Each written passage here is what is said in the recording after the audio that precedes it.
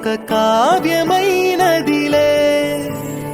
రేపనా ఎప్పుడు కంటి పాపగ కాచులే, రేపునా మాపునా చంటి పాపగ చూచులే.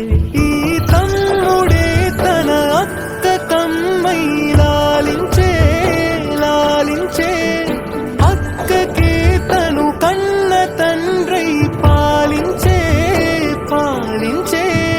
కాలమాగి చూసిన అనుబంధమే ఇదిలే, వయసు మీరిన పాసమే ఒక కావ్యమైనదిలే.